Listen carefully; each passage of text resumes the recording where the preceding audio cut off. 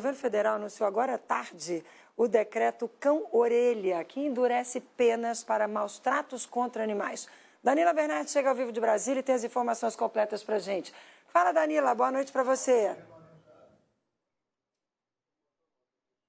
Oi, Márcia, boa noite para você também que nos acompanha. Exatamente, essa medida deve ser publicada numa edição extra do Diário Oficial da União, esse decreto, mas ele vem sendo elaborado, Márcia, desde fevereiro. De acordo com o anúncio que foi feito pelo governo, as multas que hoje variam de R$300 até R$3.000 em casos de maus tratos a animais, podem variar aí de R$1.500 a R$50.000, mas o valor, ele pode chegar até R$1 milhão, dependendo da situação, do agravamento dessa situação. Como, por exemplo, aquelas situações consideradas especialmente cruéis ou quando se trata de animais aí que estão em espécies ameaçadas de extinção. A medida foi chamada de cão-orelha, claro, por causa do cão comunitário, né, uma homenagem ao cão comunitário que morreu no começo de janeiro após ser agredido na Praia Brava, em Florianópolis. Márcia, teve uma outra medida do governo anunciada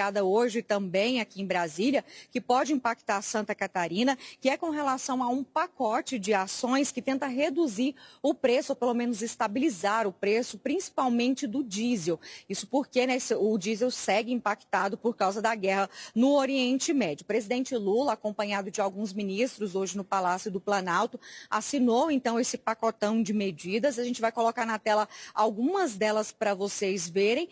Medidas que fazem o governo acreditar numa economia de até 64 centavos por litro de diesel, isso já na bomba. A primeira delas é um decreto que zera as alíquotas do PIS e COFINS sobre o óleo diesel, uma das mais comemoradas. A medida provisória que prevê um pagamento de um auxílio financeiro para os produtores e importadores de diesel no valor de 32 centavos por litro. Também uma tributação que vai vir por meio de uma medida provisória da exportação do petróleo para poder ampliar o refino interno, né, fortalecer o comércio interno. E um decreto que determina que os postos de combustíveis adotem sinalização clara, visível ao consumidor, informando a redução dos tributos federais e também do preço praticado. Nós fomos atrás de algumas entidades, como a FETRANSESC, Federação dos Transportes de Cargas de Santa Catarina, que informou que, por enquanto, tem orientado aí as empresas, os profissionais, a repassarem esse aumento do diesel para o valor do frete, porque isso pode impactar bastante o setor.